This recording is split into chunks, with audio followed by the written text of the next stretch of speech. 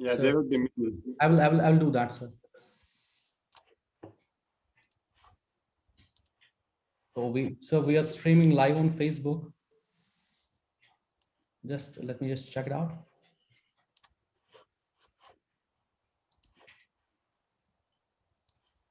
Yes, sir.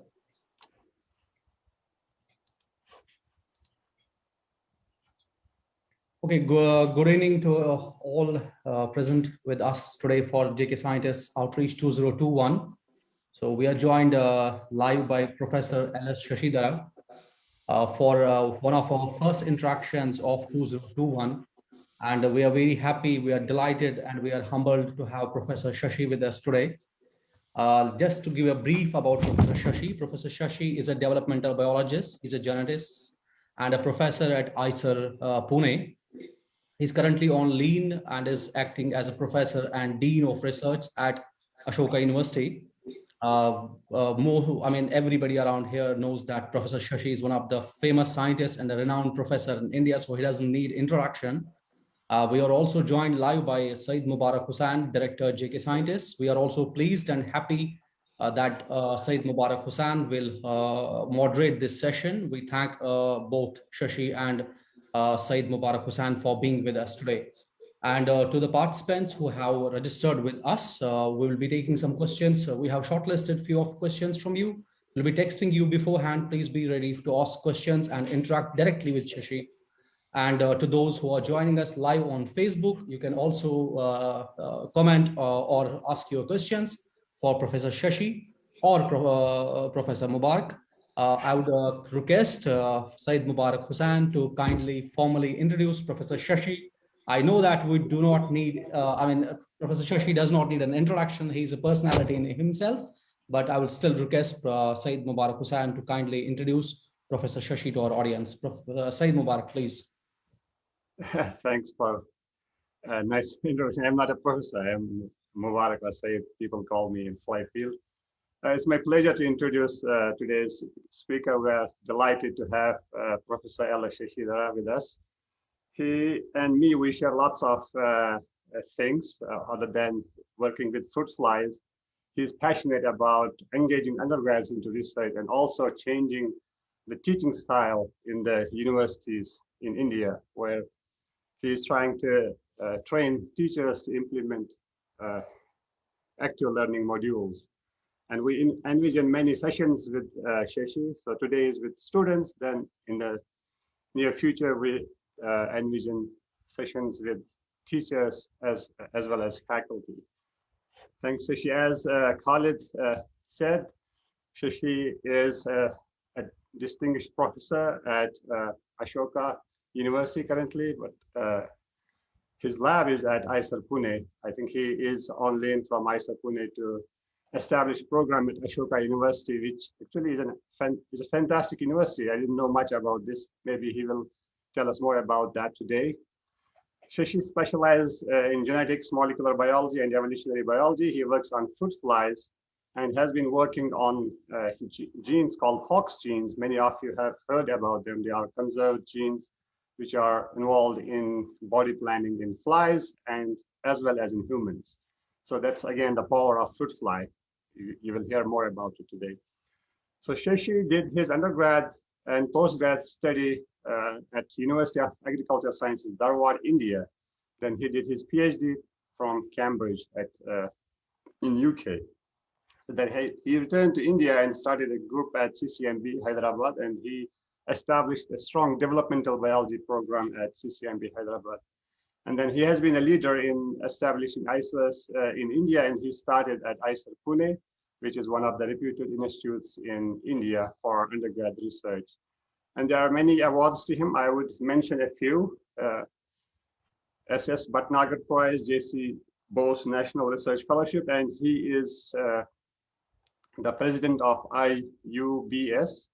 And to my knowledge, he's the first Indian to be the president of that society, International Union of Biological Sciences.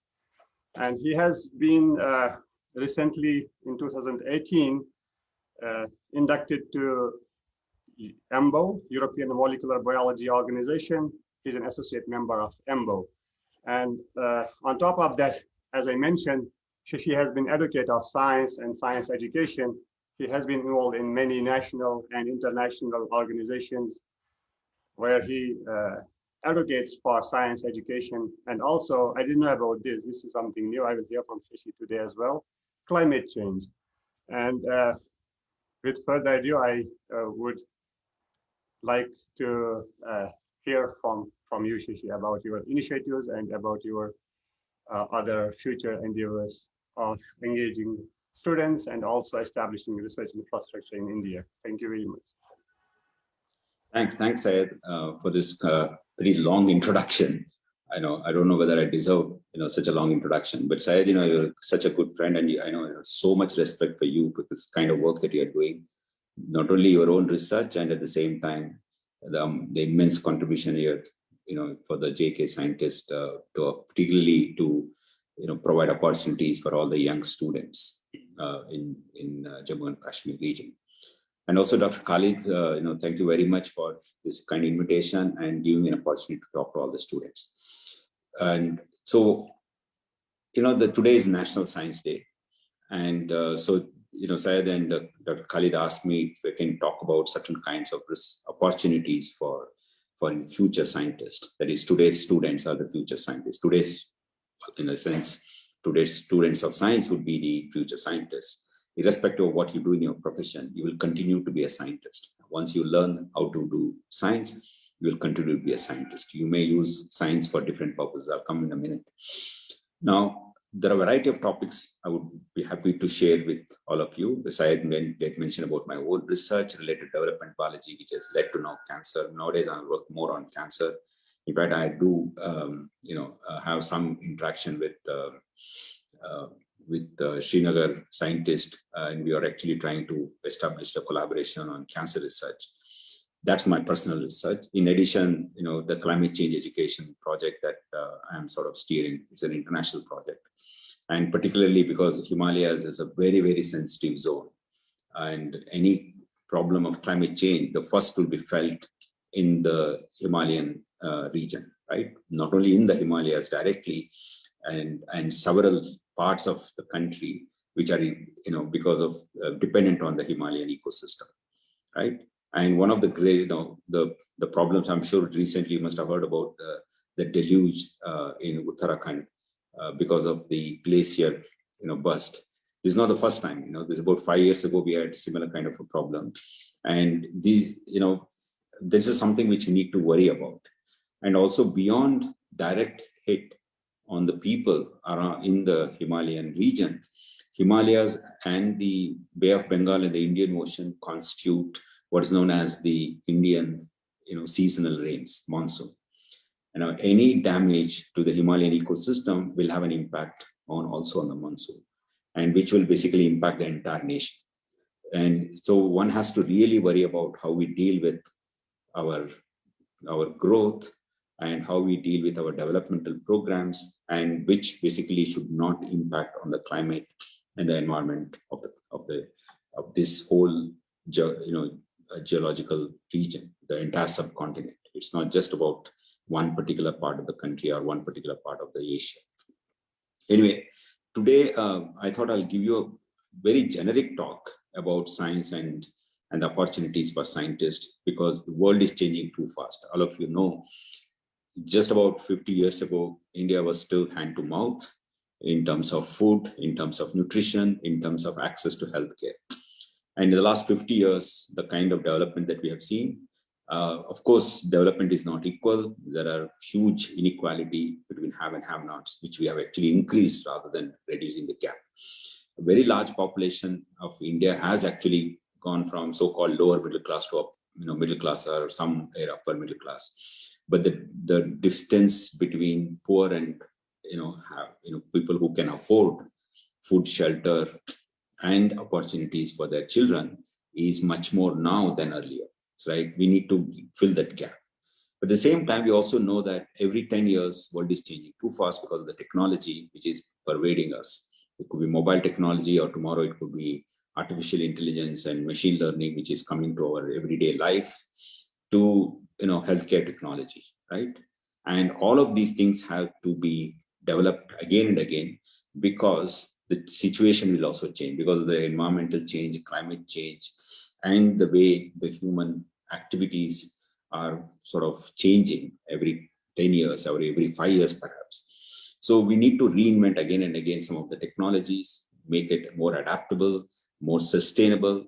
And in that context, there are quite a few things, the future scientists will have to do. That's today's, undergraduate students. So I'll sort of look at, how you can shape your career, and then we can take some questions and then discuss, a few specific cases. And the case studies I'm going to sort of explain today is mostly biology related. I'm sure there may be students of physics, chemistry, and engineering and other disciplines. Because I'm a biologist, I use some biology specific examples. But I'm not going to get into any detailed biology here. It's not about teaching any particular biology topic. It's about opportunities for scientists in the coming years. Now, one thing, as a teacher, as a scientist, as a policy person, I want to emphasize, right, irrespective of what profession you take, one thing you need to understand is the history of the discipline in which you are going to work, or history of the profession in which you are going to work, right, and in which you want to sort of excel. Now, understanding of the historical past and an eye on the future is both are equally important, because future is less predictable and history is easy to understand because it's already happened. And you can learn a lot by looking at the history, and you can also sort of gain by seeing how people have actually come out of the crisis. Today, we are going through a crisis which started about a year ago, almost exactly a year ago. In fact, March 3rd is the day when WHO declared this as a pandemic. Until then, it was still considered as a small outbreak in China, the COVID-19. And later, it turned out to be a pandemic, and it was declared as a pandemic sometime in the first week of March. And we are still going through this pandemic. It's a crisis. Many, many such crises, the humanity has gone through, very different parts of the world and the entire world, right? How did they go, pass through these kind of crises? Some of the crises are natural phenomena like COVID. It's simply a natural phenomenon. Anytime, any day, a new disease can, disease outbreak can happen.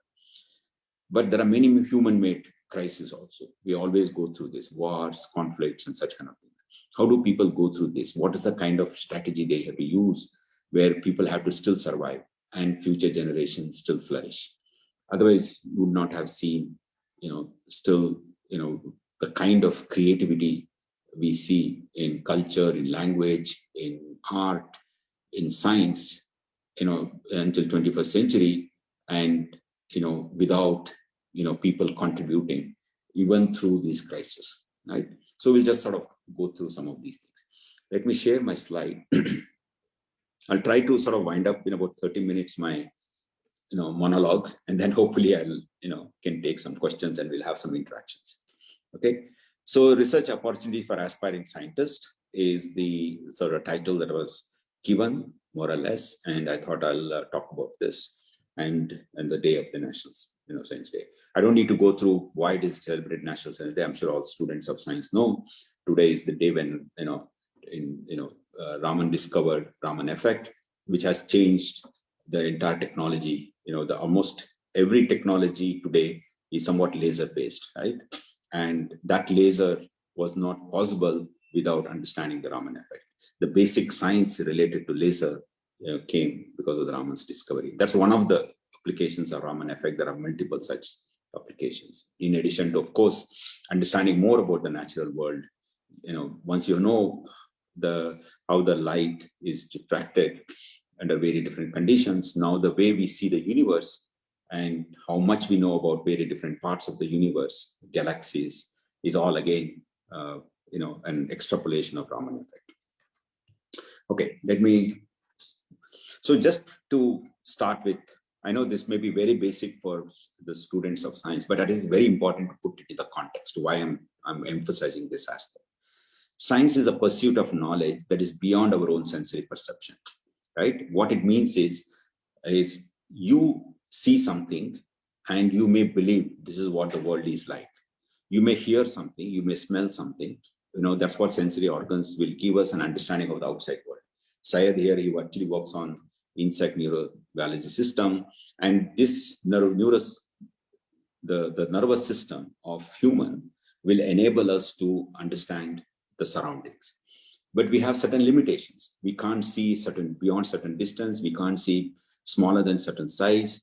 We cannot resolve faster than certain kinds of time scale, and we cannot smell every kind of chemicals. At the same time, we cannot hear all kinds of sounds like ultrasonic waves, right? Then is that what the world is, right? If you ask, for example, there's one of the ways people say that, how do you find what is real, right? You say, okay, I see something. You ask your neighbor, did you also see this? You ask another person, did you also see this? If everybody sees the same thing and everybody says, yes, that's what I have seen, then you consider that as reality. But as you know, reality can be completely different, right? It's like, we all know now that the earth moves around the sun, but none of us have seen it. Not anyone among the 7 billion people who are on this earth, or any human being ever lived on this earth has seen, right? Which is earth moving around the sun. Everybody sees every day sun rising from the east and setting in the west, right? Then what is reality then, right? And everybody should say that, of course, it's the sun which moves around us. That's what reality, because everybody sees this exactly the same thing. But a world can be completely different than what human perception is about, right? This is very, very important for all of us. Even to today, there's so much fake news goes around. Just because 1 million people share a particular video or a particular message doesn't mean that it becomes real, right? And that's what science will help us to understand, that a world, whether it's human world or whether it's a natural world, can be something bit different than what we observe, right? Using our sensory perception. And so science is actually a set of methods. Science is not your physics, chemistry, mathematics, biology, or some engineering topics or geology. Science is only a set of methods. What those methods are? The methods are, you make certain kinds of observations and you want to see whether these observations are authentic, whether it is reproducible, and whether, can you understand the correlation between two kinds of observations, or if you observe two things, whether there is a causal relationship between something, X and Y, for example. Does X cause Y or Y causes X, right? This is a kind of, question that you may ask.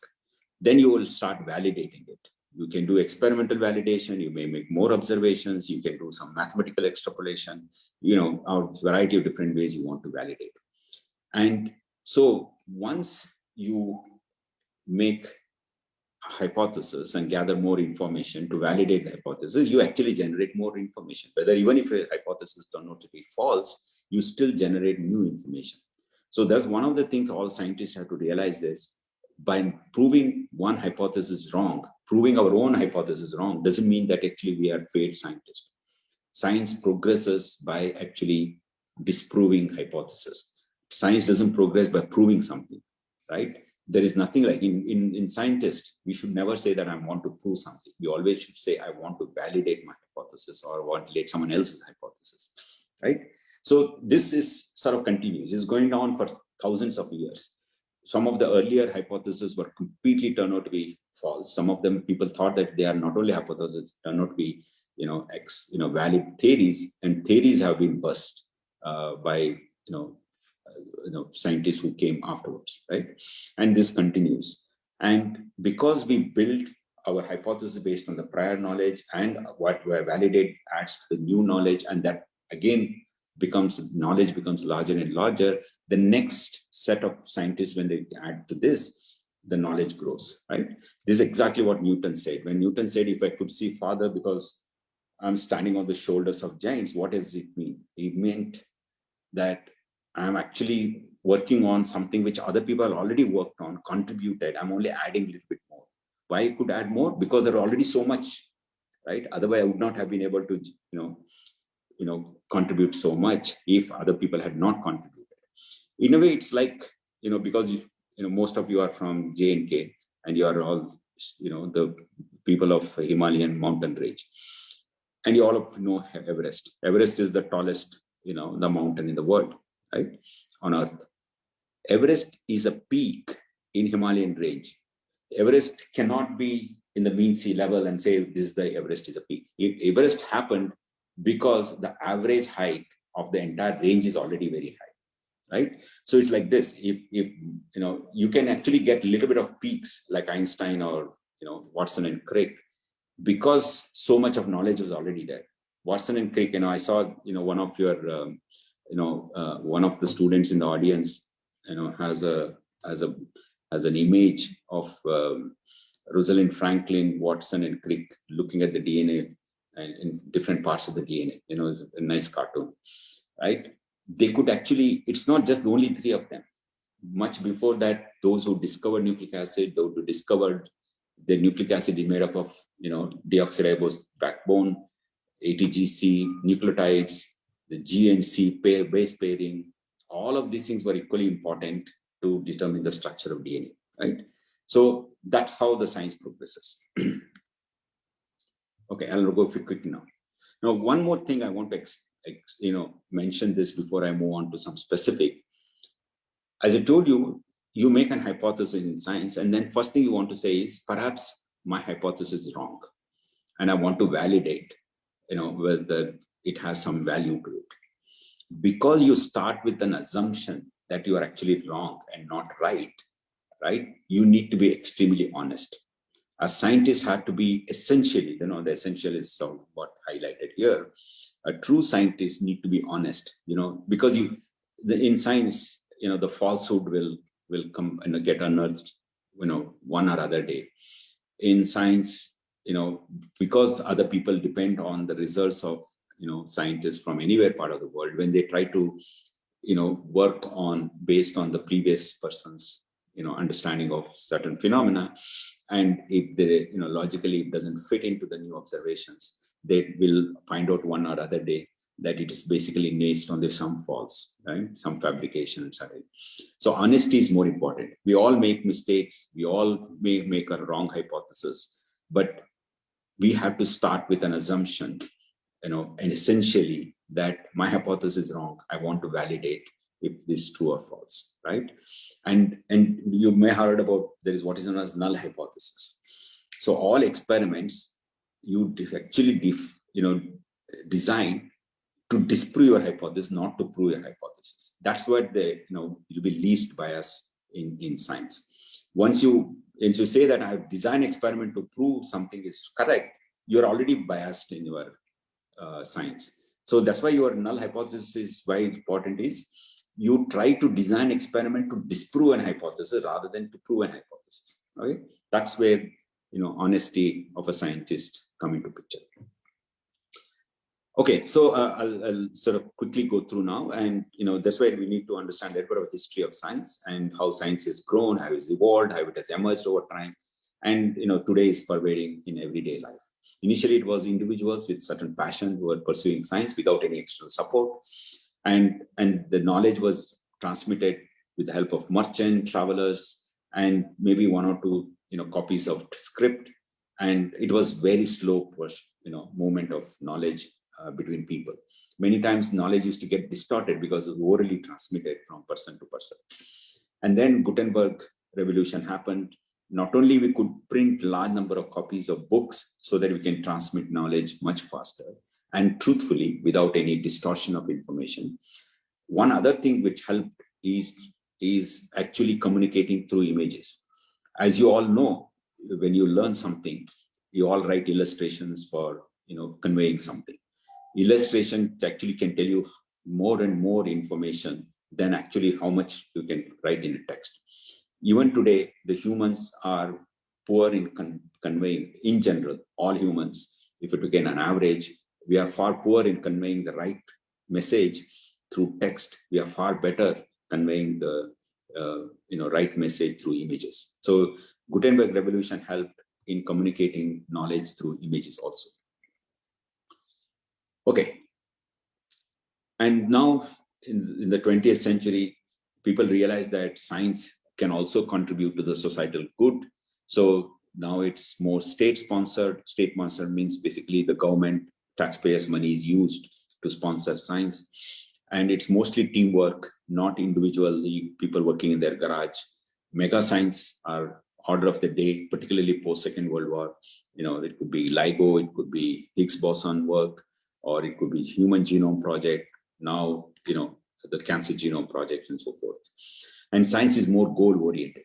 Even when people do basic science, even when people do, blue sky research, what we call, right?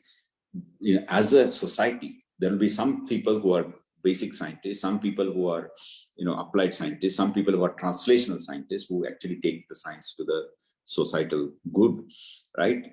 So all are supported. That means you support basic science, think that one day this basic science will be useful. So somewhere there is, a goal-oriented societal goodness is important for supporting science in modern days, right? So Indian context, we'll start India. Although Raman's work was pre-independent day, Raman, J.C. Bose, they all worked exactly the way those days scientists to work, like J.C. Bose or Einstein or Newton. Individuals pursuing something because of their passion, right?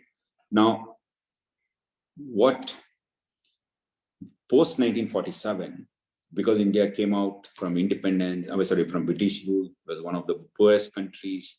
We didn't have enough food to eat, and we were dependent on food donation from other countries. Sorry, I lost power here, so may not be visible to all of you. It's very dark here. Okay, hopefully the light, yeah, it came back. So what the founders of India were, they basically invested a lot on science education, science and technology education, and at the same time they said only science can solve India's problem. So they actually brought science to our agriculture. Even when the poor country, we still supported space research, atomic energy research, and so forth, and that's what transformed India.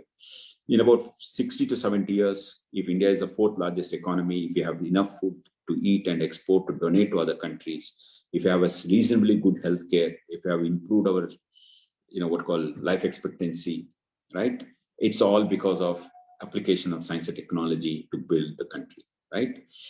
And the self-confident Indians, Indians who went abroad in 50s and 60s, they went in search of, livelihood.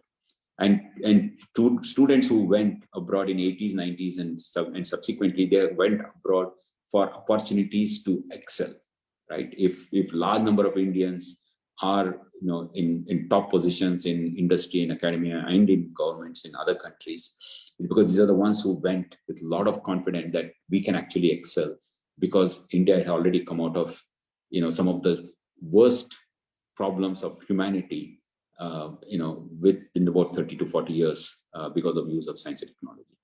Now it's a hub for IT industry.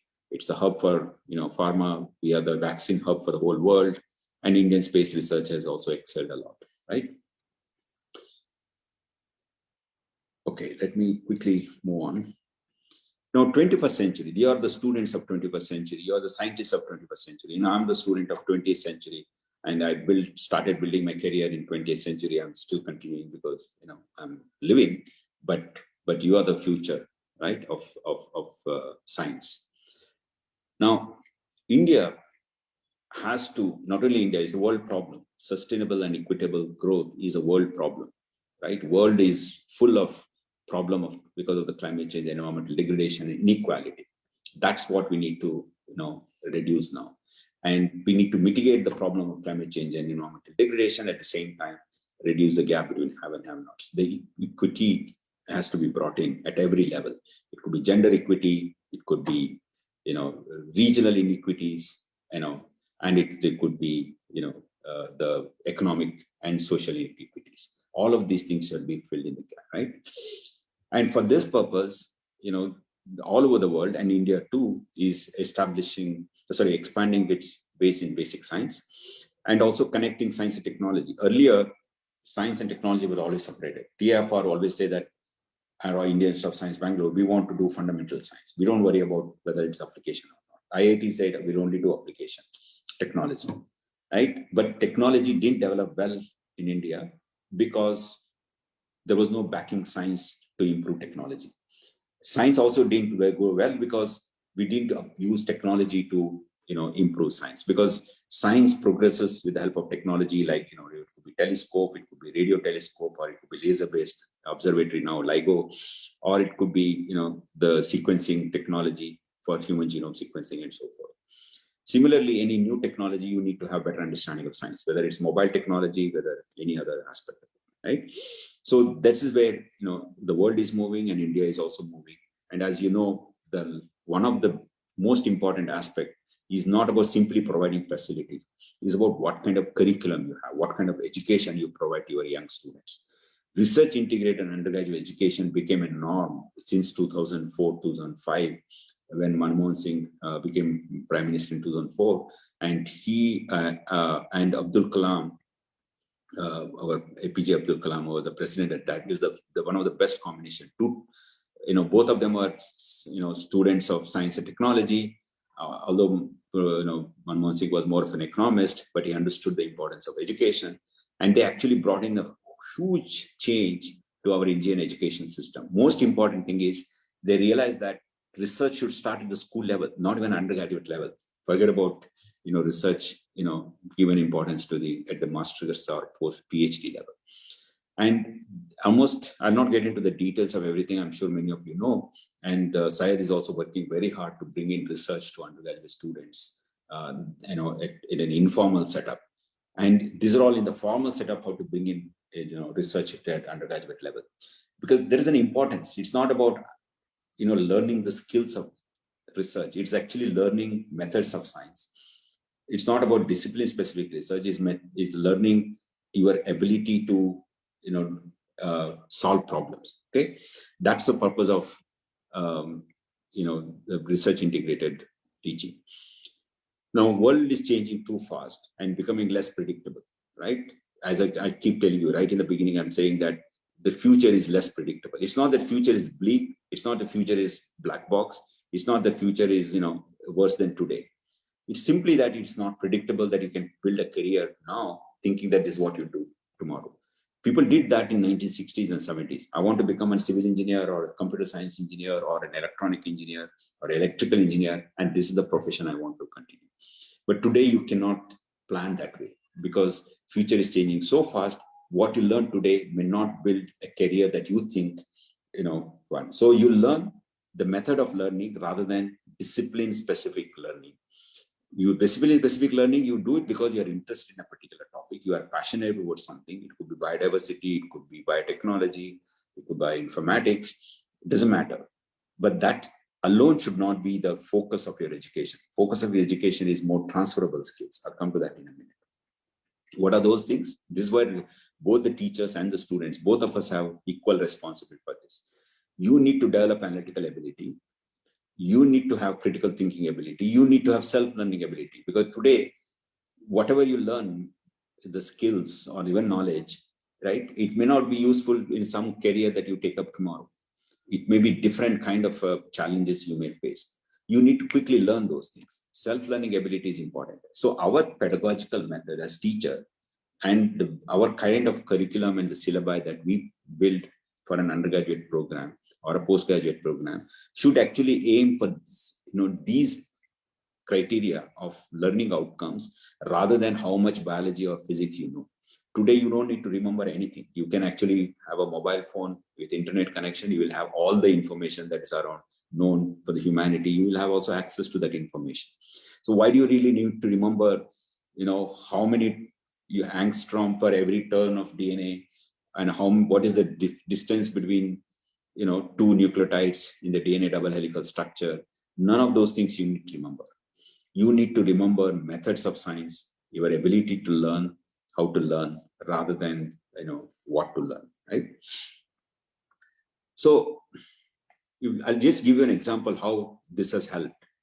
To some extent, these are the ones which helped today, the crisis that we are going through, right? The pandemic, the coronavirus pandemic, right? I'll skip this. This is not relevant, right? So first thing is, the coronavirus time, we could actually come out reasonably better compared to other, pandemic or epidemics or natural disasters of earlier time is because of the cooperation both at the national international level among the scientists, sharing of knowledge, better peer review system, external validation, etc. Some of these are the features of the modern research enterprise, and the same thing was actually used to help mitigate the problem of COVID-19. Okay, and now, for example, you can read what is there here. I'm not going to repeat what is already mentioned, right? We have already, vaccines, and vaccines are being distributed. It's, earlier it used to take years to develop a vaccine. We fast tracked everything because of the way we, use technology and the basic science in addressing the problem. Just to give you one example of how international, science, how sharing of knowledge helps the humanity. When the COVID-19 outbreak happened, when it hit Italy, hundreds of people died. All of you must have read in the newspaper. When it ended, it went to France, then to Spain, and then it entered New York. By the time it started in the east coast of US, it was after the initial outbreak in the Europe. And again, people were dying like anything in the first few days, even in US. One doctor in New York, in one of the hospitals, he realized that the problem of mortality of COVID-19 is not an infection causing problem in the lung. It is our violent immune response by our own body, what called cytokine storm. And he says that because of increased IL-6 levels, we are, giving this kind of a, very, very severe immune response. And that's actually causing multi-organ failure, leading to mortality. So within the day of that one, IL-6 became part of the diagnostic, measuring the levels of IL-6, giving inhibitors of IL-6 part of the treatment. Now, March, I think, 12th or 13th, he mentioned this, or 14th, if I'm correct. By 15th or 16th, Indian doctors already started giving IL-6 inhibitors and saving lives, right? That's the power of today's, sharing of knowledge and how it can help. So knowledge is not anybody's particular person's property. It should be freely shared. And that's the essence of modern science.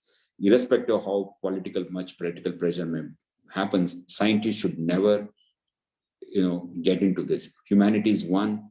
We don't have national boundaries. We should share knowledge without any, problems, without any inhibitions. And that's one of the lessons we learned during the COVID days. Okay. Now, another thing we also learned is how well we can adapt to changing conditions. All of you students of biology, you know what is mRNA, and you also know there is what is known as the reverse transcription, and mRNA can be reverse transcribed to DNA, and you also know what is PCR, right? And then you also know what is RT-PCR. Whether you are a microbiologist, whether you are a plant biologist or an animal biologist, you may be doing RT-PCR in your lab. Those who are a master's or PhD students or faculty here will be doing RT-PCR. Now, but COVID-19 diagnostic, when you will like, how many of you are into diagnostic? You will say, no, we are not in diagnostics because that's a completely different profession. When this COVID-19 started spreading in India, when this outbreak happened, there was only one lab in a country which could do COVID-19 diagnostic. That was in Pune, National Institute of Virology. Today, we have more than 2,500 diagnostic centers across the country. 2,400 of them are in academic places, in the colleges, universities, research institutes. In fact, many plant biologists, microbiologists, other zoologists, they are running COVID scientific center. They never worked on any viruses. They never worked on diagnostics. They worked on diseases. They never worked on diseases. This adaptability is being good because they learned that they knew the technique. You need the science behind the technique. They knew how to convert that understanding in the laboratory to the real world problem. That's another thing that we learned because of the COVID-19. So I'm almost there in another 5 minutes. I'll wind up. The post-COVID-19 days, we need to spread the basic science because basic science is the one which helped to develop the vaccine so fast. And our ability of scientists that have laterally to shift new areas, international area of science, open access to information and data. I just repeated same thing. I'll just give you one example of, how, I think I'll skip this. I think it's a lot of time. Maybe you can go through these slides some point. I can share these slides with you all, right? It took about 75 years for, affordable treatment to diabetes because of recombinant insulin. We started with, without any treatment until 1920s. We started with isolating insulin from, mammals, and that was given as a treatment to insulin. But because it was very little bit of insulin you could extract from the mammalian bodies, it was very expensive treatment.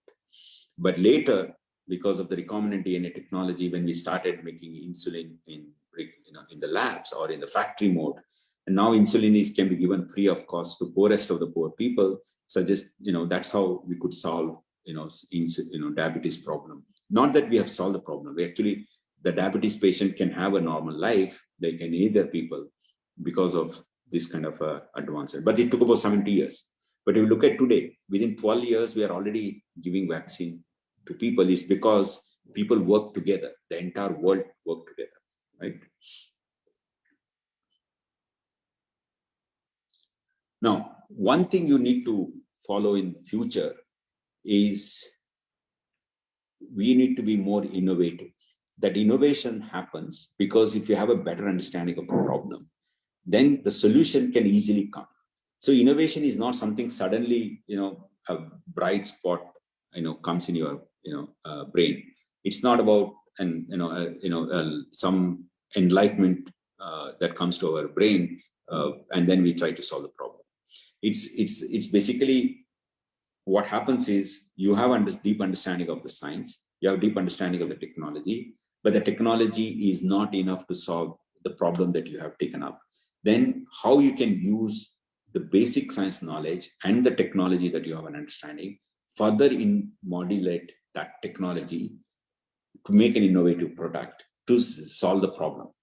Other thing we also had to worry about is the earlier days when we solved the problem of the day, we actually created new problems like environmental degradation or soil degradation, so forth. When we did Green Revolution, Green Revolution solved one of the largest problem of the food crisis in India, but it also created some environmental problems. But today we don't want to get into such kind of things. So that's where innovation also has to happen, right? And just for example, I'll give you an example.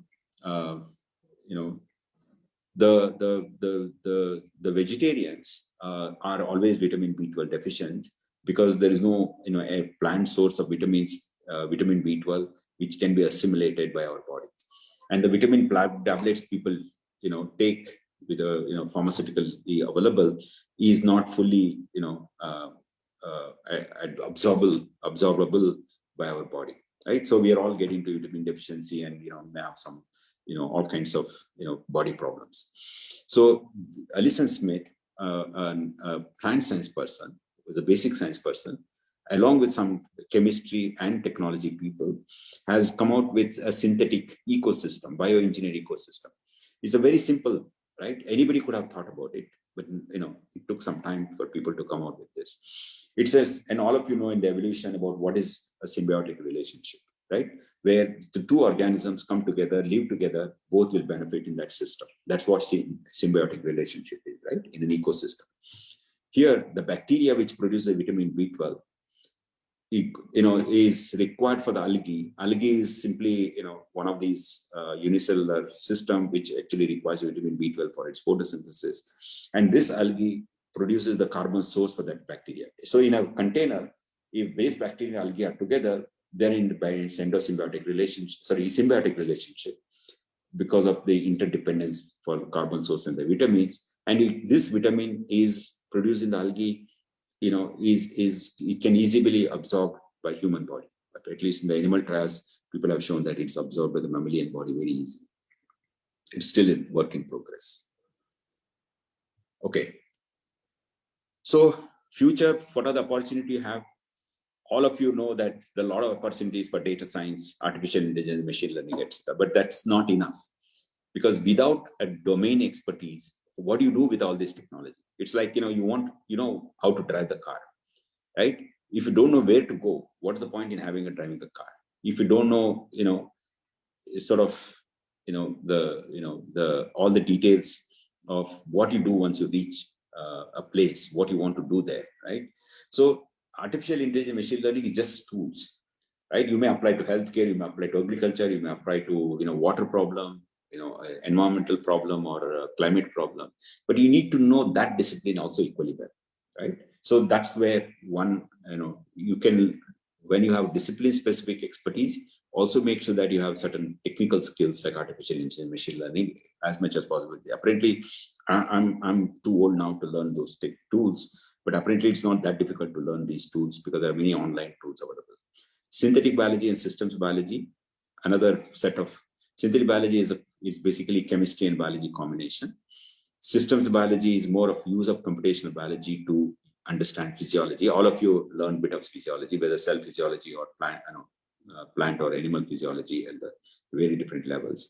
So these are the ones which actually help you get a bigger picture about biological system. I'm talking about only the biology students. I'm sure for physics and chemistry also you'll have some specific new modern areas which have a more insights with certain new areas of chemistry and physics, and with the new tools you can actually build a good long-term career.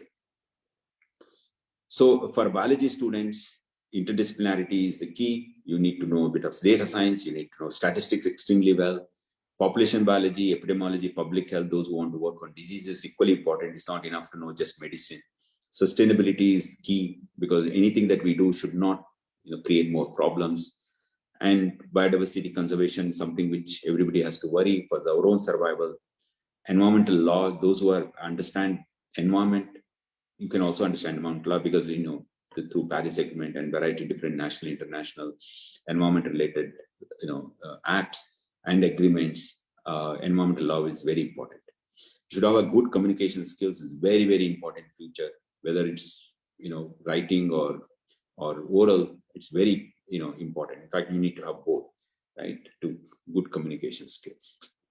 I think I'll skip this. Is more the same thing more or less, right? Yeah, I'll stop here, and I think we should have more question answer that we have a dialogue between two of us. I can be here for as long as you people want me here. Okay, thank you, Syed. I hope it sort of met your expectations, and Dr. Khalid. Oh, thanks. Thanks very much for your time and interacting with students. It has been a wonderful session. It's a different perspective than what we actually have had so far. Thanks very much. And I forgot to mention in the introduction, Shashi has been very helpful during 2019, 2020 difficult times when students, lots of students from our region were facing some challenges. And thanks again for being advocate of Jammu Kashmir students and science. It's a pleasure. And there will be many questions, and I also have many questions. Maybe I will start with the one. Sure. So as you rightly mentioned that we have to engage undergrads into learning, active learning, research, and not just rata knowledge like we do when we were undergrads. But do you think it's changing in India? Or I give an example in Kashmir, it's still, again, we have to remember those numbers, names, and then you perform better in exams, and then you apply for IISER. And IISER also, I don't know how the exam is. Do they test their knowledge, or do they test how far they remember? Conceptual, yeah. So I think it's a mix actually. What's happening is our education system has not changed as much as it should have been, right? It's too slow. It's true for even other countries also. It's because, large system, it's difficult to shake the system and make it to change because there is a lot of lethargy in the system.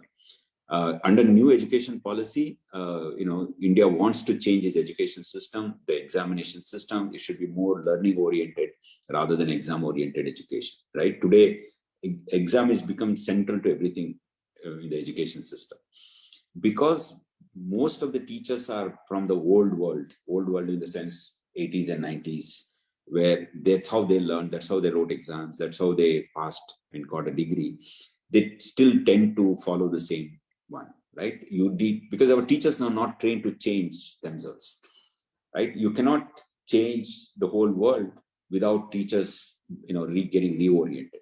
So under one of the things, as you know, and we also organized 2 workshops in Srinagar with the help of one with the help of university and other with the help of this college. What's that famous college that some of you must have studied? Old college, 100-year-old college. We organized a teachers training program. Precisely, but the purpose was teachers should be reoriented themselves to bring in new pedagogical methods. Doesn't matter what they teach, the pedagogy should be more modern.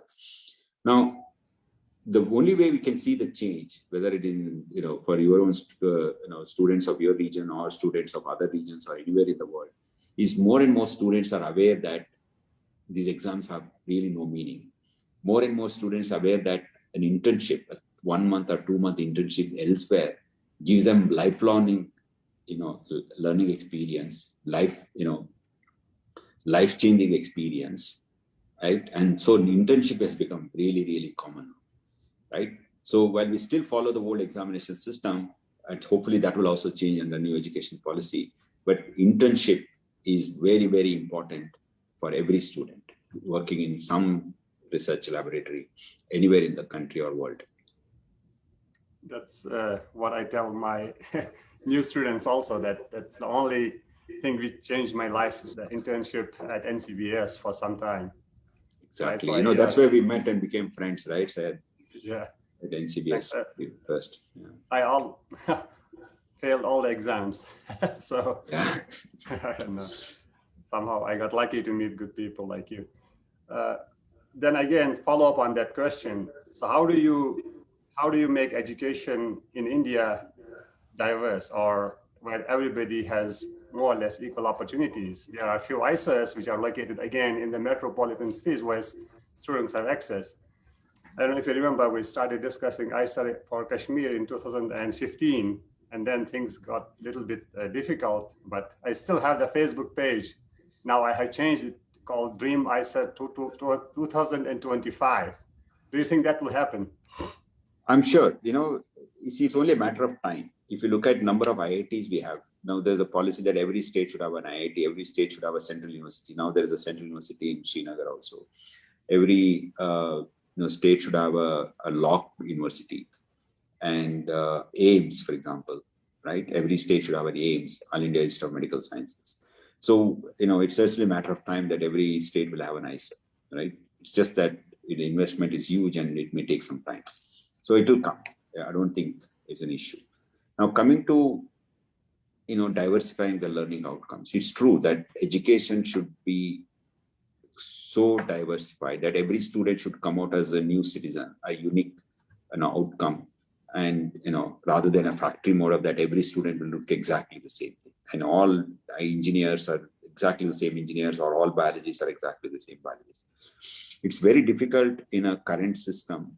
So what they're trying to do in the new education policies, the liberal arts education that they want to bring in, and hopefully that will diversify learning outcome, because you will actually start, involving in critically analyzing a topic rather than trying to remember something. Second is, in the examination method of today, it will be again sort of normalize everybody into one unit. But research experience will make everybody independent of each other. For example, if 10 students come to your lab, all 10 students, you tell them that, do some fly genetics, right?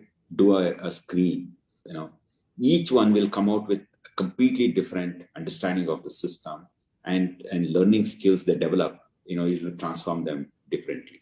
And that's very important in education, that giving an opportunity to do some research.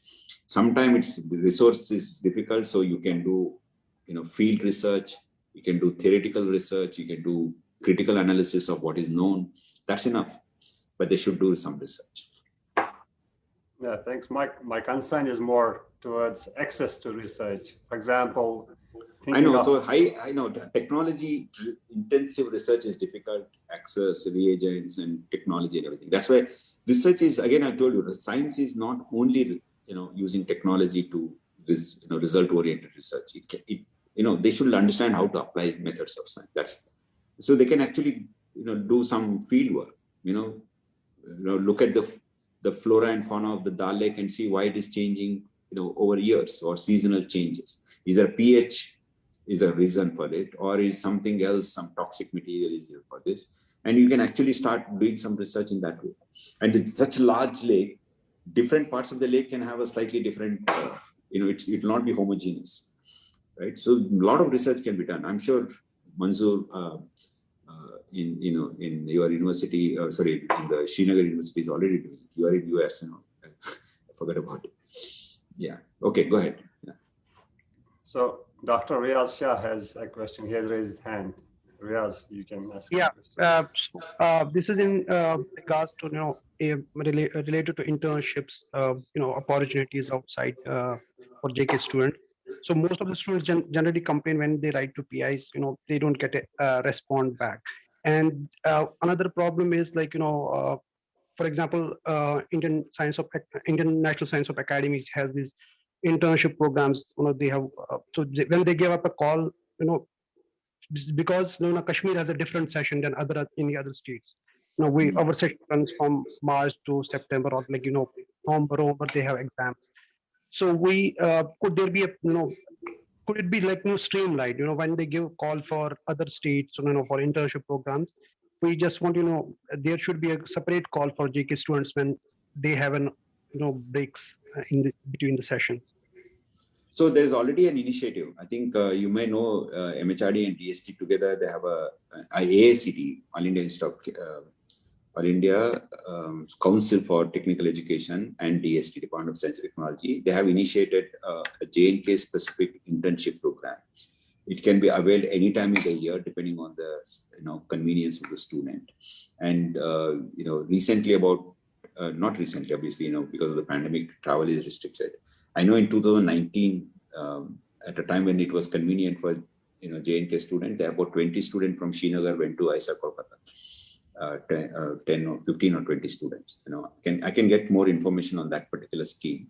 And also, Academy is also now changing, this to, as you mentioned, to accommodate the break, the semester break of Srinagar students, J&K students. And regarding the response, there's the issue. It's an issue because we still have very small number of scientists in this country, considering the number of undergraduate students who want to do internship. So that's where what we are trying to do under new education policy, and also some of the training that we were trying to give to our teachers, is how teachers themselves can become a research mentors.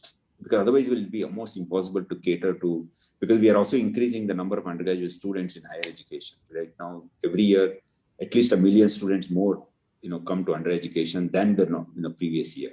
Right? That means it's ever increasing, right? And tens of millions of undergraduate students in sciences. So in that context, if teachers can develop some research-oriented learning, but obviously it's also important for students to move from one place to another place. That's also a learning experience. So they should not only aim for doing internship in a research institute like IISc Bangalore or One IISER or NCBS kind of places. They should also diversify, that to other colleges and with other teachers, right? And that's what we need to, improve our internship program in the country. Otherwise, it will be difficult considering the population size. Yeah, thanks. Yeah, thanks. I'm in touch also with NCBS academicians or deans, and we will have a meeting together. They were thinking of having some JK specific internship as well, like in winter time when colleges are closed there. We'll discuss more later, maybe in a month or two. Asif Bakshi from CDFD Hyderabad has a question. Hello, Dr. Hello. Hello. So it was really enlightening. Thank you for making it here. So actually, I had a question. Probably you partly answered that. Related to the science in India. So as we know, the science is mostly focused on, in the metro cities, where we have a lot of clusters, science clusters. And although there have been initiatives where, there have been some IITs or these centers, probably IISERs in far-flung areas. But I feel, still, if we talk about the Northeast region or the Himalayas region or some of the coastal regions, I think there is immediate need of setting up these centers on the ISOs or DBT, TST sponsored institutes.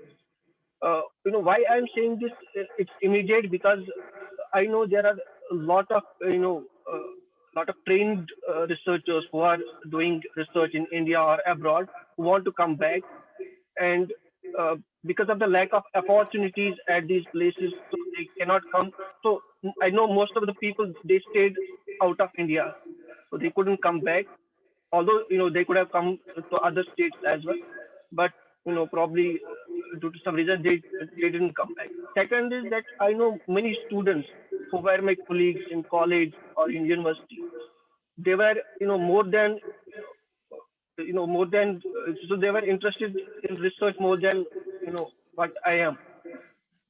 And because of the lack of opportunities in those regions, so they couldn't Yeah, be. yeah, I understand what you're saying.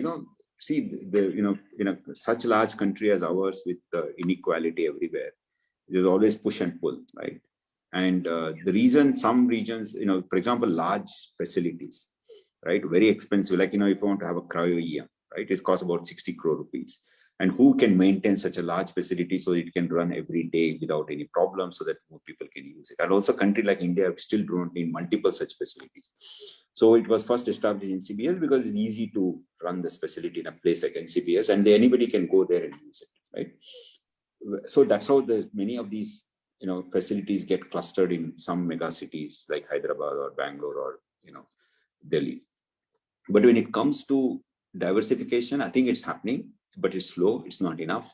For example, under DBT Builders program or under DST FIST program, 6 crores to 10 crore rupees or such kind of things are given to universities to improve their infrastructure.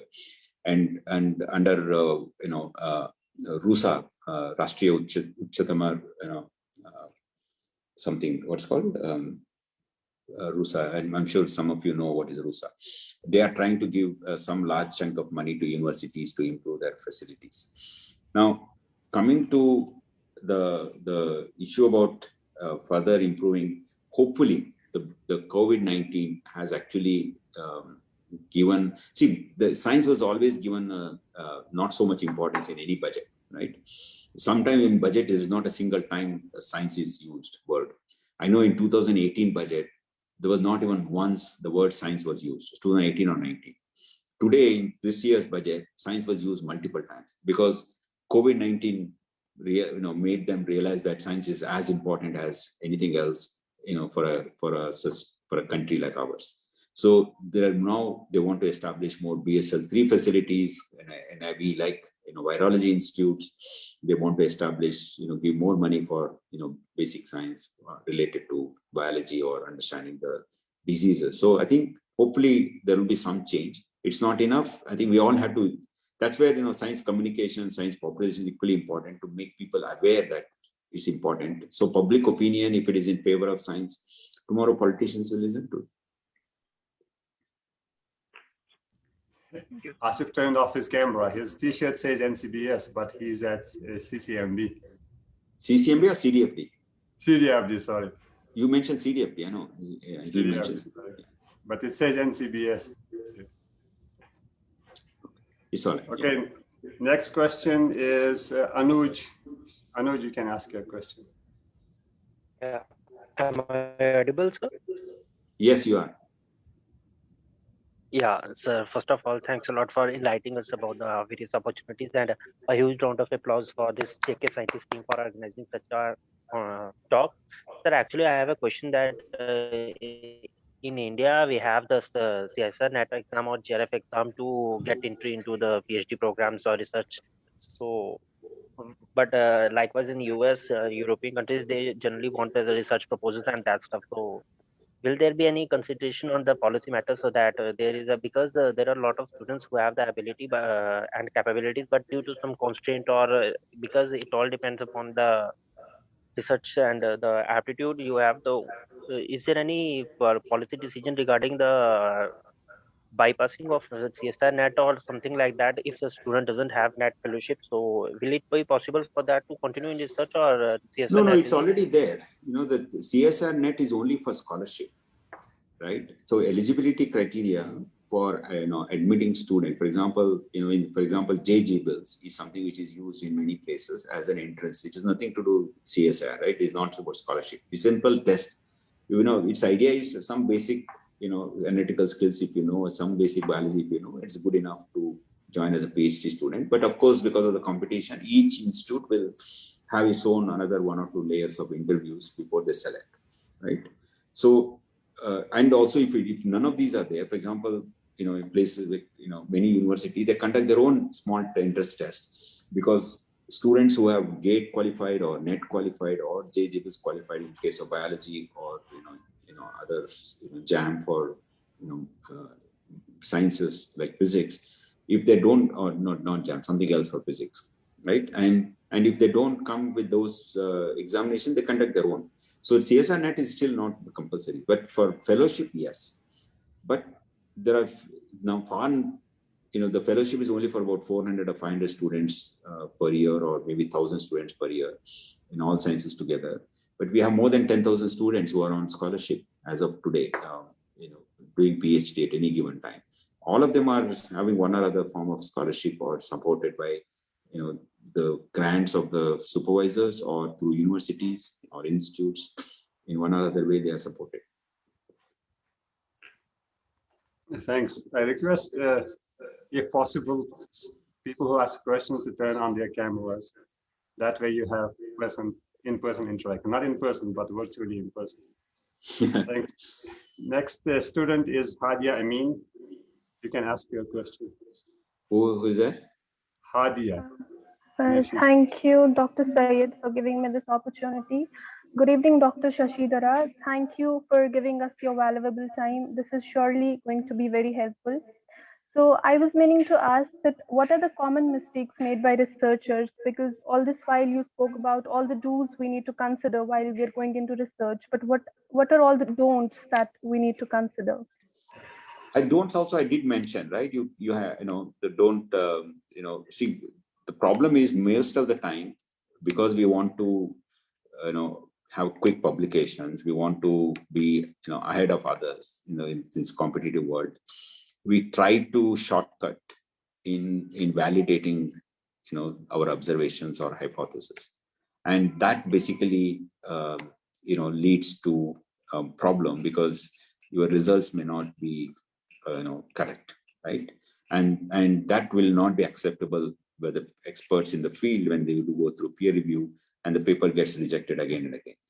Another thing which we always do, particularly Indians are very famous we all learned with bad experience. When I was also making the same mistake, we try to speculate too much. See, you all know that science sort of evolved from philosophy. Earlier days, there was nothing difference between science and philosophy. What is philosophy? Philosophy is application of logic to analyze something, right? And what you need to do is, if you connect X and Y, it should be some logical connection between X and Y. But that logical connection doesn't have to be real. If it's real, then it becomes science. If it is not real, it remains as philosophical connection, right? Now, X and Y, if it is connected in some way, then Y and Z are connected in some way, right? And there's some logical connection. Let's say you discover that, let's say take four points, P, Q, R, S, right? You discovered using some experimental methods, P and Q are connected in a particular way. You can speculate how Q and R may be connected, because you can extrapolate your experimental results. That's what becomes new hypothesis. And you have that degree of freedom to speculate. But very often we also try to speculate R and S. That is second level of speculation. Unless the Q and R is validated, you cannot speculate what could be this, R and S, right? So, you can always build a castle in the air, and logically consistent castle, but it's still, it's only a castle in the air. So if you had to, in science, it has to be real, it shall be validated, it has to have a clear evidence. And that without evidence, if you go on speculating again and again, and that's where we fail as a scientist. And that's something which we all learn many times, with bitter experience, and with good training or good mentorship, we should be able to avoid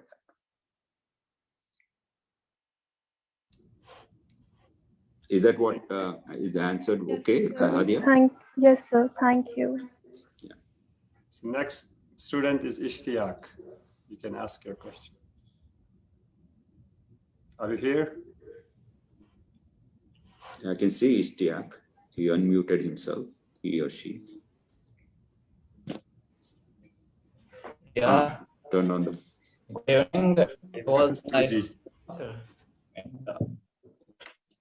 I want It's to okay, you say, can turn off your video. Maybe what we are hear you your- better than. Yeah. Can't hear you, Ishtiaq. Now it is okay. Yeah, it's better. Okay, go ahead. What are your views about doing PhD in India and abroad? How much is the difference in quality of research going on in India and abroad? Okay, it depends on where you do it, with whom you do it. There are the good and bad people in both places, right? And because US is far ahead in science and technology, and it's a well-oiled machinery to good science, you may see that irrespective of how good or bad the supervisor is, you may still actually do good science on your own because things work. Things are available, right? Facilities and everything. And doesn't matter whether you do very expensive molecular biology or physics or chemistry or less expensive theoretical or computational work, you have an ecosystem, right? Very often you learn more not from your supervisor, not using all the facilities, when you have a good number of other students around you. The peer network, your own student-student interaction is more important. Why, for example, students of NCBS do well, irrespective of what their background is, because NCBS has an ecosystem where students interact so much, learn from each other, everybody will benefit. That ambience is there in most US universities. In Indian universities, you may not have that ambience because, first of all, not every department have good number of students or good number of mentors or good mentors. So there is some kind of a problem, right? For example, in India, you let's say you do some experiments or you make some observations, you want to publish, and you write a paper and you get it read by one or two people, your own supervisor, you and maybe one PhD student in the lab, and then you submit. Then the referee is going to go through all of these things. They're basically cut into pieces and hundreds of comments they write. You don't anticipate those comments at the time of submission. For example, if I do research in an ambience where there are hundreds of PhD students, very good students, they all, during dinner or during webinars or seminars, they criticize each other's work. By the time you submit your manuscript, you would have already answered most of the referee's comments, right? So easy for getting acceptance. So I think you need to look for a place where you have good PhD student rather than good facilities or good, well celebrated scientists like a Nobel laureate. Your own peer network should be good. Thanks. This is the advice I also give to students here. Yet there are good labs, good institutes in India, like IISER. There are some in Delhi. NCCS Pune is there. Find good mentor, good lab. And there are good labs, bad labs, both in India, outside as well. So next question is from Tulab. He recently got an opportunity to do internship at CCMB. He's one of our mentees. Hello, Tulab. Hello, everyone. Thank you all for this session. So actually, what my question goes like that is, I'm totally focused. I have to go to the research field, but at the same time, my topics get fluctuated as I interact with different areas about different topics. So is it normal to get fluctuated about the topics until reaching a particular topic of interest, or I need to focus on a single topic and go on with that topic? Not really. As an undergraduate student, as a master's student, you should actually fluctuate as much as possible until you find which is your most interested in. As a PhD student, of course, you need to stick to something because in 3 to 4 years or 5 years, if you want to get good PhD, a focus is important. Going deeper is very important. You can't go deeper unless you focus. So you cannot fluctuate too much, right? But you can keep your eyes and ear open. You can discuss, anything, consciousness to cognition to, marine biology or, astrophysics, whatever you are interested in on coffee table or, dinner table. But when it comes to your own research, you need to focus. Right? You should not dabble too much outside your research areas. But once you do PhD, you can change your topic during postdoc. For example, I did my PhD in plant sciences. I was working on photosynthesis, molecular biology of a photosynthetic organism. And after my PhD, I've shifted to Drosophila biology. And since then, I've been working on flies. And now in the last 5-6 years, I'm working on human cancer. Right? So you can always shift, as and when you think it's appropriate and, more exciting, interesting topics are coming your way. But you cannot leave what you're doing and shift somewhere else, because you will not have the credibility that you will solve the problem. So you have to get a good PhD before you move to something else. Thank you. Burhan has raised hand. Burhan, you can ask a question. Burhan, yes, Burhan. Where are you? In NCPS? No, sir. I am in Tata Memorial Center, Kharghar. Why? This is a nice building. I thought it's, Yeah, it's Tata Memorial Center. It's a new one, is it? In Kharghar? Yes. Okay, I have not seen this campus. They are very nice campus. Yeah, it's now getting more diversified. Like 800 beds are getting started here in 2023. But these were called ACTREC, right? You are talking about ACTREC. Yes, okay, it's a Tata. No, I know ACTREC. Yeah, this I have seen. But no, I don't remember this kind of a architecture. Anyway, go ahead. What's your question? So, sir, my question is regarding the education policy. Generally, we are supposed to decide our future, or we can say decide our fate after clearing the 10th class examination. So, which is like too early to decide.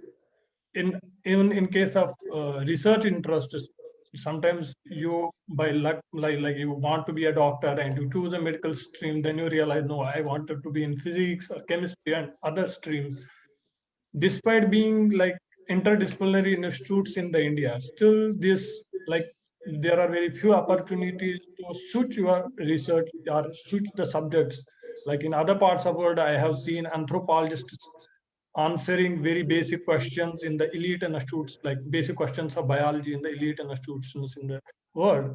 But in India, it has been like still, if you choose biology as a subject, then you have to live with it forever, or for that matter, physics or somebody. There are very few opportunities to change it. Even in India, there is very stringent policy. Even a biochemistry student cannot apply in the Department of Biotechnology for I know. Yeah. Okay, I understood what you're saying. Okay. Sorry. So, yeah, you can keep yours on mute. Yeah, so Burhan, what's happening, you have to understand from where we have come. And it's not that, it's not that in US, what you are today is, it's there all the time. US also came out with this kind of a crisis earlier. Now, people go to higher education, 90% of the students, because they want a job, right? Not because they are interested in a particular career.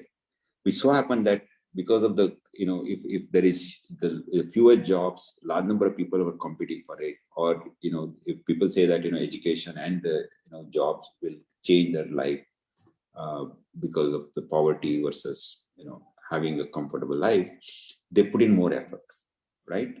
And because of which the natural talent versus, this, coached, talent, which you all IIT coaching, right? Many times people will take over, many opportunities, leaving behind, a few things which are people to wander around, right? Now, the education policy is changing to some extent because India is also now can afford such an education policy because it's not job-oriented education anymore compared to earlier days. So what we do now is we under new education policy is all about liberal arts education. You can actually change your discipline after 1 year, after 2 years, after 3 years, even after 4 years, right? It's not that difficult. For example, someone from one discipline to another discipline. Once you change your education policy, you have to change your job qualification requirement. You cannot say that you have to have a zoology MSc to become a zoology teacher because your education was never like that. Today, we have that education from starting from 70s, 80s. What we have is you have a biochemistry major or zoology major, that's what you ask for it. Once you remove the education system major minor kind of a requirement, automatically the job qualification you have to remove it. If not today, in 5 years later, because the new students who come out of the new education policy, we cannot meet any of the job requirement of the olden time, right? So once the new education policy implemented, automatically all universities have to accept that based on what problem you work on, that what matters. For example, today I cannot join a zoology department as a professor, irrespective of all these awards that Syed listed. I'm a president of IUPS and all those things. I work on evolution, I work on cancer, I work on animal development and genetics. I can't be a teacher in zoology because I don't have MSc in zoology. But for new education policy students, when they come out 5 years later, government has to change that rule. It will change, obviously, because the government was really implementing a new education policy. They cannot insist on particular major or minor. Thankfully, it's going to change very soon. It may not be happening in our lifetime, your lifetime. It may happen 5 to 10 years later. Cool. That's a good development. Next. Malik, you have raised your hand. Sorry. Good evening, sir. Yes, Malik. Yes. Sir, thank you so much for this enlightening talk. Sir, my question is regarding the research proposal. Sir, for example, if a student, he has to write his research proposal, what are the things which he should emphasize upon while writing the proposal so that it will be more accepted and it will make an impact?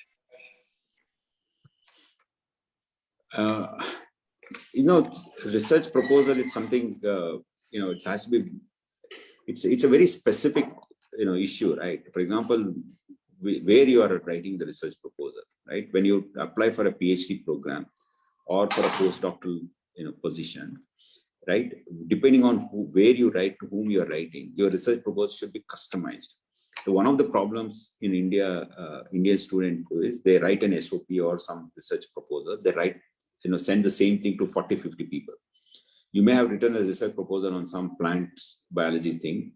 Blindly people send the same thing to, and I have received many times, from all over the country. It doesn't matter whether from Kerala or from Madhya Pradesh or from Assam or Jammu Kashmir. Students say that I want to. My passion is to work on some aspect of plant biology or some disease or something, which I never worked on. I'm not working, and I'm not capable of mentoring that one, because they don't realize that you need to customize your research proposal. That doesn't mean that you, as a PhD student, aspiring PhD student, doesn't mean that you have to have a fixed research proposal and only look for a mentor. Of course, if you have a deep interest in some particular topic, you look for a mentor in that particular area. But if your job, your aim is to get a PhD in the beginning, it doesn't matter, whether it is in plants or animals, as long as you can get a good PhD, then later you build a career as per your interest. Then you write some 3 or 4 research proposals and customize to the place where you're applying. That's very, very important. If that's what I thought you asked, Malik, right? Specifically doing applications. Yes, sir. Yes, sir. Thank you, sir. Same thing with postdoc. I get a postdoc application saying that I want to work on, something on some infectious diseases. I don't work on it. How can they write without knowing me what I work on? That's what research proposal is all. Thanks. There are many questions. I will summarize many of them in one question. So there are lots of PhD students who have asked, when will the culture of postdoc in India change? So it seems most of the PhDs go out for postdoc. And how is it going to change in the future in India? Is there going to be a postdoc culture where people from different countries come to do postdoc in India? Yeah, so as I told you, we started many things very late compared to the rest of the world in science, because the modern science, its origin in Europe, and it became much larger enterprise in US, Japan, and later it sort of entering in a big way in China and India. Now, the reason we still lagging behind is two things. One is the postdoc is a transition from a student to become a faculty, right? And for example, in Germany, it's actually called rehabilitation or habilitation, something they call habilitation. Why it's called habilitation is that's the time you sort of incubate yourself to become an independent faculty. Postdoc is not about just doing someone else's work. Now, most of our Indian PhD program is where you don't allow a PhD student to become totally independent. Most of our supervisors, because of a variety of reasons, which is there is no particular reason why they should not give. For example, in my lab, all my PhD students have at least one corresponding author publication, because that's what they do. They work totally independently and they drive their research. They come out with their own publication and they go wherever they want to go. But because you don't give them kind of independence, it's the only way they can become independent researcher is when they get that experience of a good postdoc, and where it happens in abroad. One more reason going abroad, I actually don't deny that, I actually don't disagree that people should, going to abroad is simply because it also gives an exposure to another world, another, culture, how the science is done, how collaboration happens. It's very important for them to learn all that things. So there's nothing wrong in having one. But again, more importantly, still we have to have our own postdoc culture. It's slowly happening. India Alliance Early Career Fellowship or DST SERB, and postdoctoral fellowship program has brought in a large number of postdocs within India, and many of them are also getting good jobs. For example, Inspire Faculty Fellows, they start working totally independently. We don't have to go and go through a postdoc, and many of them actually done well and getting good jobs. I helped someone to, a couple of them in IISER Pune, early career fellows or Inspire Faculty Fellows immediately after their PhD, and they all have done well and they have got good jobs, permanent jobs within India. And because they worked in India, didn't go abroad, it didn't negatively affect them.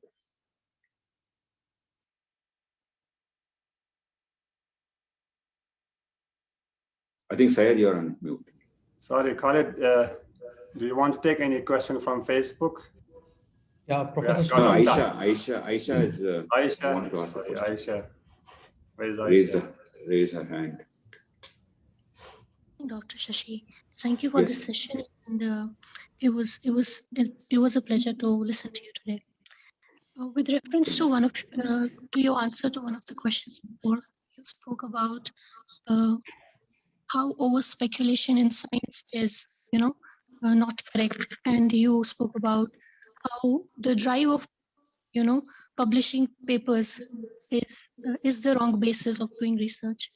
So I want your opinion on this topic.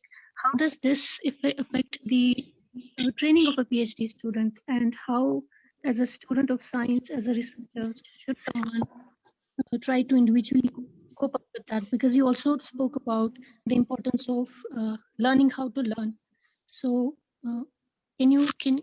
what would you suggest? So really what many times, particularly in a country like India, where opportunities are fewer and there is still inadequate facilities, whether it's outside for personal life or for professional life, there is some sense of insecurity.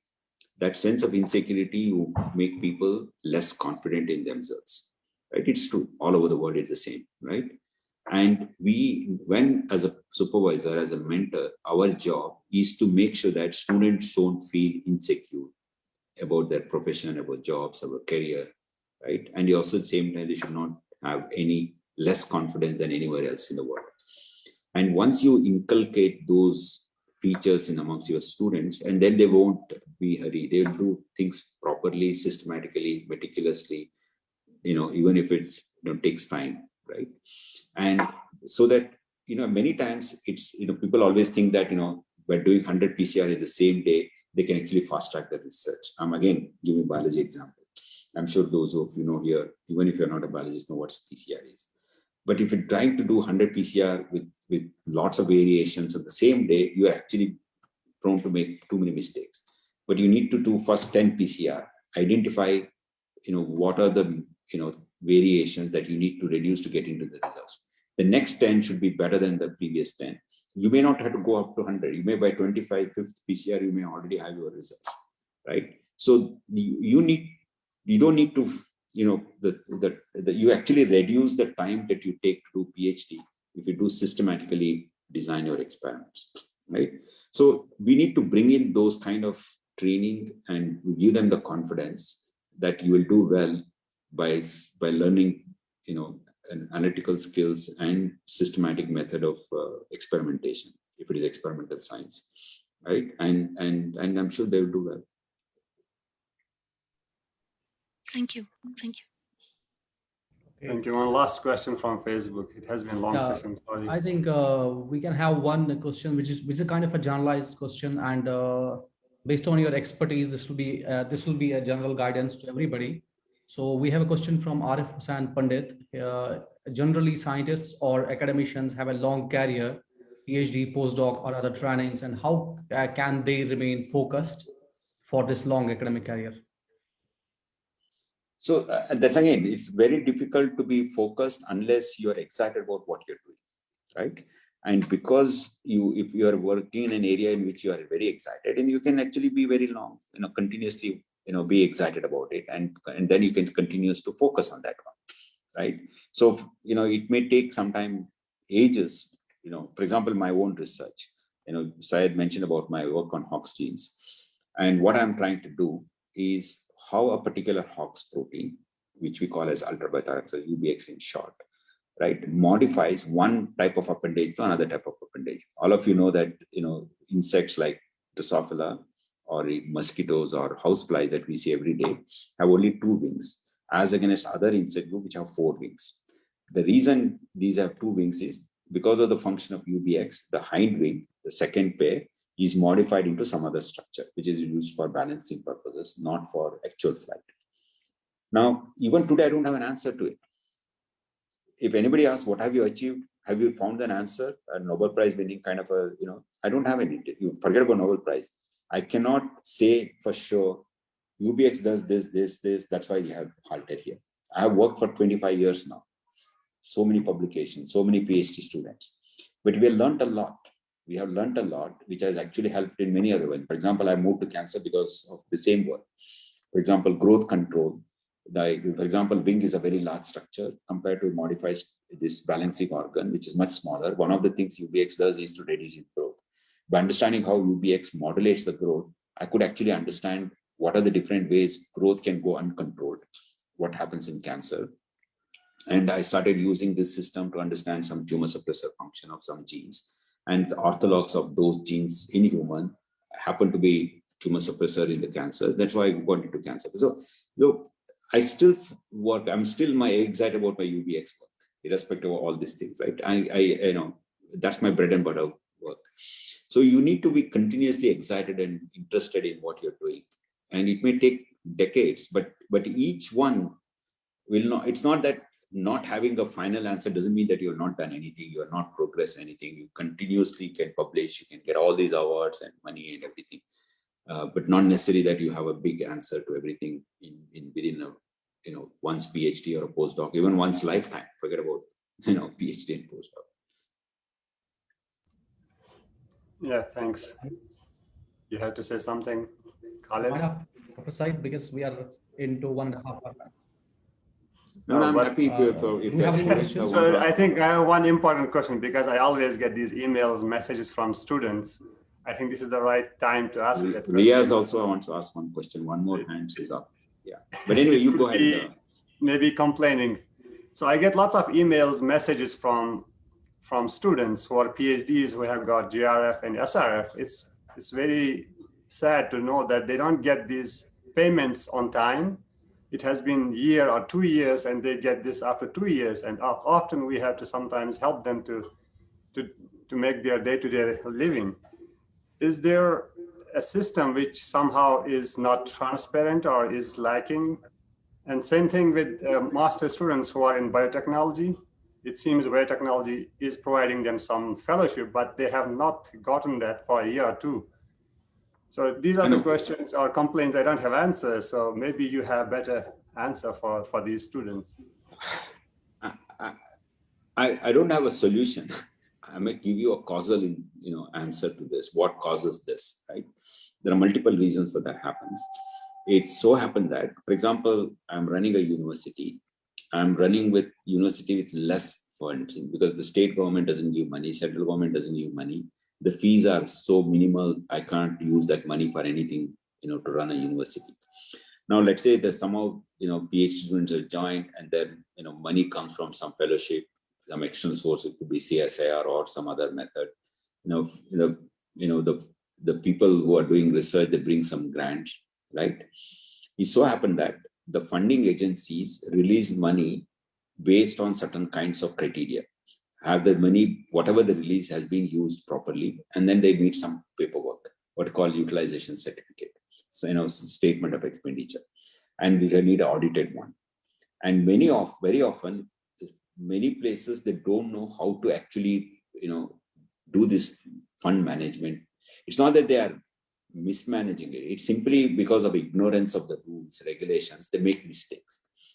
And these funding agencies are still working, in a very old-fashioned, slow manner. What they do is all these papers come and they go through one by one in the file, and then go to the finance. The finance people raise some queries. They send it back by snail mail or through some email even these days, and then they put the back. Just simply say that there is some query. Can you answer this?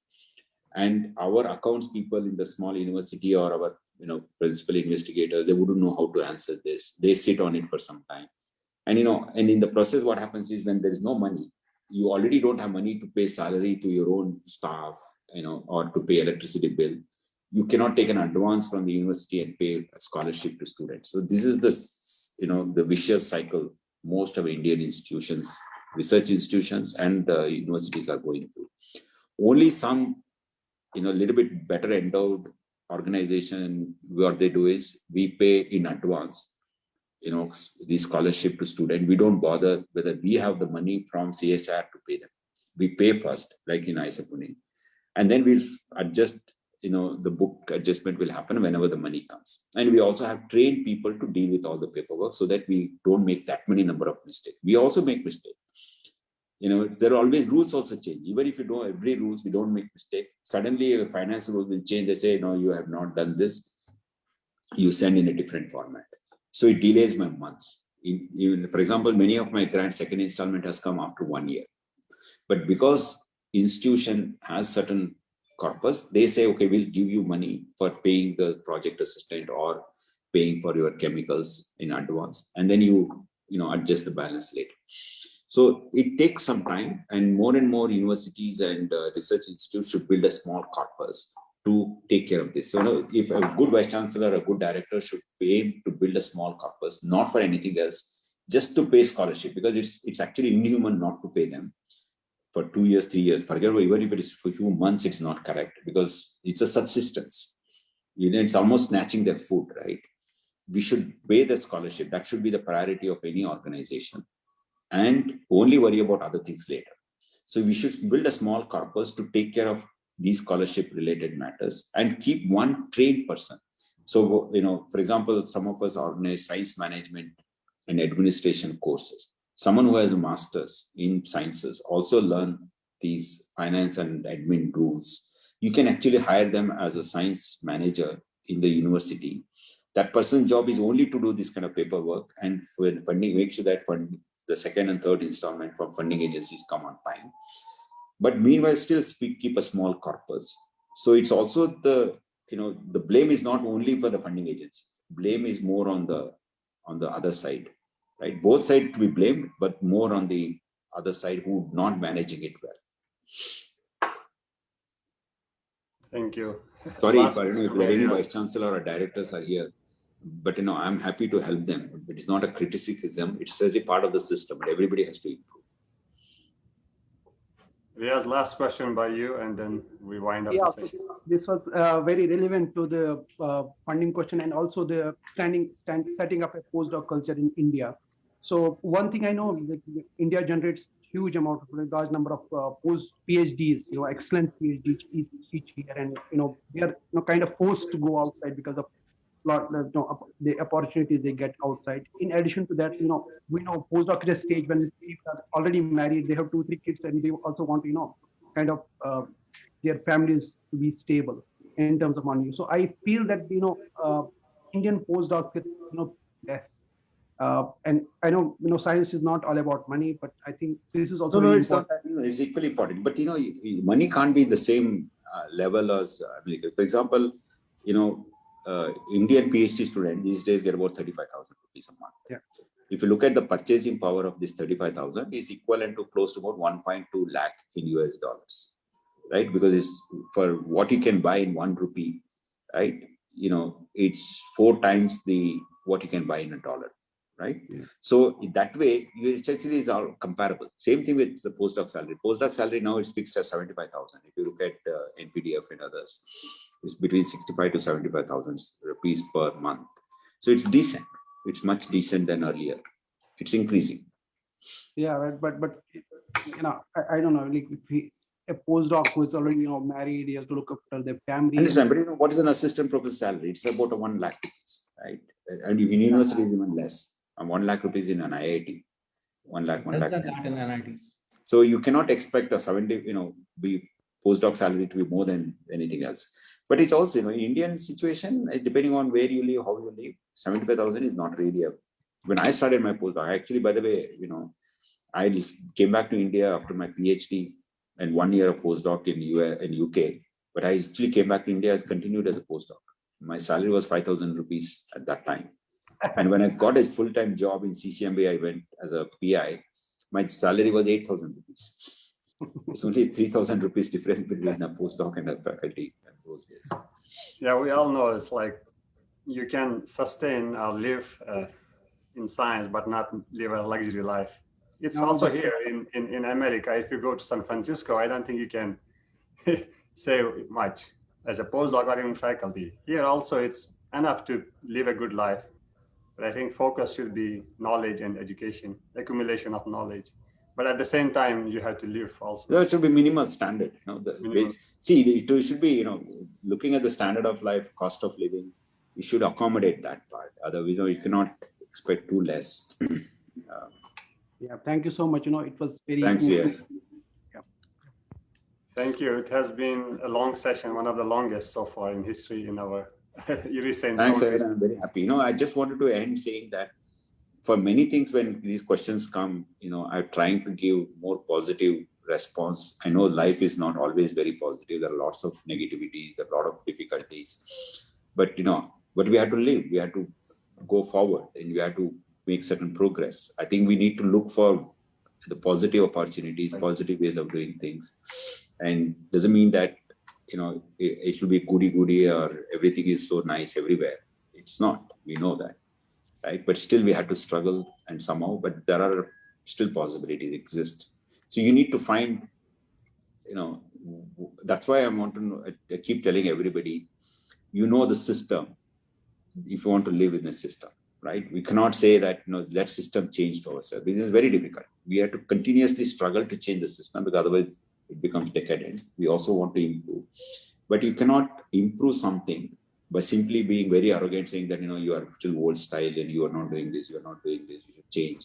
But we should understand the system, why it's happening. For example, in Indian bureaucracy, is a 500-year-old system, 600-year-old system, for example, right? Initially started by, some rulers, and then slowly British came, brought in this bureaucracy. We are still living with that bureaucracy. Completely uprooting this and, working on new ones may take some time. But, we need to understand how it happened. That's why we keep saying that scientists should also know how to write research proposal.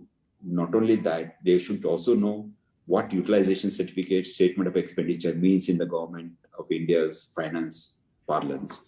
Then only you'll be doing good research.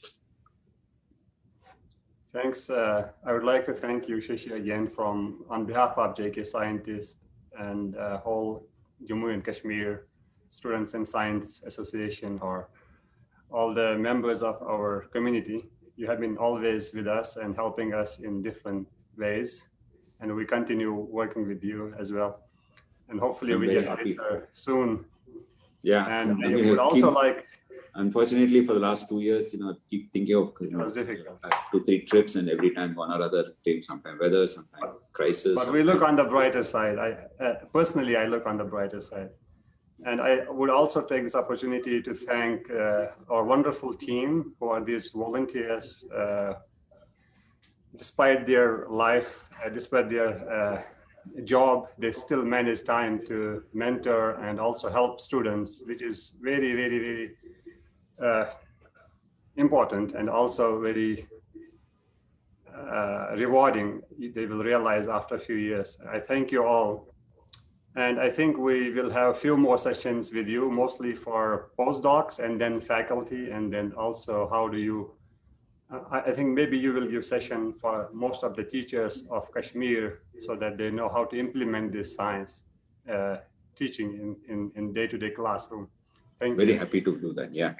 So, thank you, Professor Shashi, for being with us today. Thank you, Dr. Said Mubarak, for being with us today. We acknowledge Said Mubarak's time also. He woke up at 4:30 for us. And more importantly, we acknowledge Professor Shashi's time also. He's busy. But I mean, we wrote to Professor Shashi and he didn't take time to say yes to our program. So as Said Mubarak reiterated, I want to echo that Professor Shashi has always been a well-wisher for JK scientists, and we are really proud to have Professor Shashi in JKS family. I also would like to thank Saima Beg, Dr. Zahoor, and Asif Bakshi for a part of our outreach team. They have been doing a great job, and they did a lot of homework for making this program a success.